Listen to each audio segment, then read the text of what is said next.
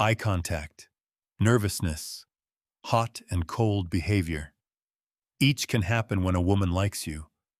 Each can also happen when she doesn't. The useful question isn't whether you saw a sign. It's whether her behavior repeatedly makes connection easier. That difference changes how you read everything else. Body language can give you useful information. So can tone, attention, and the way someone responds when you enter a room. But useful information is not the same as proof. A single behavior can support more than one explanation. That is where men often get trapped. They see one sign that fits what they hope is true, then build the conclusion around it. A better question is simpler. How much confidence has her behavior actually earned? Start with the most basic comparison. Is she truly different around you, or are you noticing behavior she shows with almost everyone? Some women are naturally warm. They hold eye contact, laugh easily, lean into conversation, and make people feel noticed. If she does that with everyone, the behavior may still be pleasant, but it tells you very little about whether her interest in you is different. Now imagine someone who is normally composed and fairly reserved. Around most people, she is relaxed and consistent. But when you join the conversation, she becomes more attentive. She remembers small details you mentioned. Her energy changes. She seems a little more self-conscious, and it happens more than once. That does not prove attraction, but it is more informative because the behavior is selective. This is why universal rules about body language are so weak. The real comparison is not, do women do this when they like someone?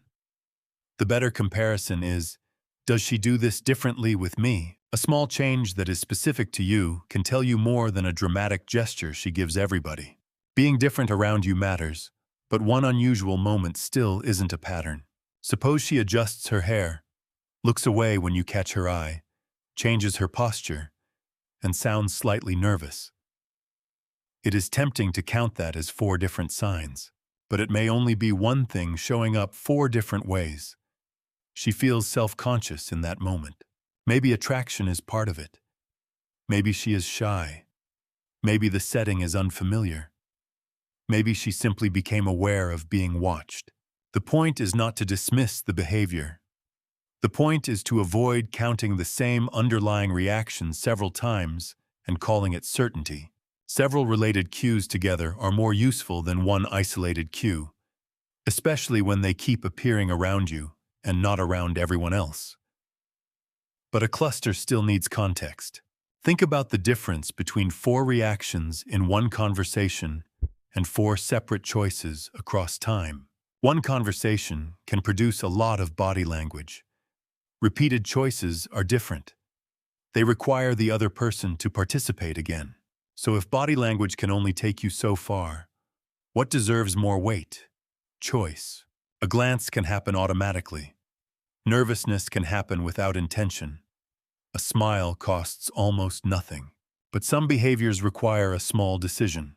She continues a conversation after it could naturally end. She comes back to a topic later. She finds a reason to re-engage. She adds something new instead of only giving polite answers. She chooses to stay involved when she could easily let the interaction fade. None of these behaviors guarantee attraction either. Friendly people do some of them.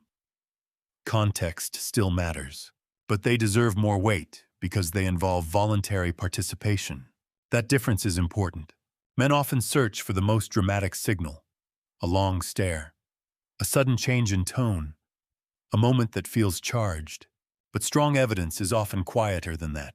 It may look like her repeatedly making the connection easier to continue, not doing all the work for you, not constantly initiating, not behaving like someone in a movie, just participating. This also explains why hidden attraction does not have to look highly expressive. Someone can be careful about showing obvious interest and still make small, voluntary choices that keep contact possible. Concealment may reduce how direct the signal looks. It does not automatically erase participation. At the same time, do not reverse that logic and assume every quiet person who stays polite is secretly interested. The useful evidence is not that she avoids being obvious. It is that, despite being understated, she repeatedly contributes when she has a genuine choice. If you give her an opening to talk, and she regularly contributes something of her own, that matters more than a dozen micro-expressions you have to decode. If one interaction ends, but she later reopens the connection on her own, that tells you more than one intense moment that never goes anywhere. And repetition matters because a single voluntary action can still be explained by friendliness, convenience, or circumstance. Across separate interactions, the picture becomes clearer.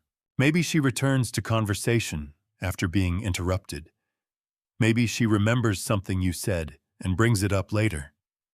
Maybe she moves beyond short answers and gives you something to work with. Maybe she chooses proximity when there are other easy options. You do not need all of these. The point is not to create another checklist. The point is that repeated voluntary participation contains more information than involuntary leakage. That is what should increase your confidence. Not because you have discovered what is happening inside her mind, but because you are judging what she is actually doing. And that standard becomes most useful when her behavior isn't consistent. Mixed signals are where people start inventing explanations. She is warm one day and distant the next. She seems engaged in person, then less available later. One interaction feels easy, another feels uncertain. It is very tempting to say, she must be fighting her feelings. Maybe. But you do not know that. Inconsistency by itself does not prove hidden attraction. It can come from interest, hesitation, stress, changing priorities, social caution, low interest, or simply an inconsistent personality. So instead of trying to explain why she pulled away, examine the positive side of the pattern. When she moves toward connection, what does she actually do? Does she only smile, respond, and enjoy the moment when you create everything?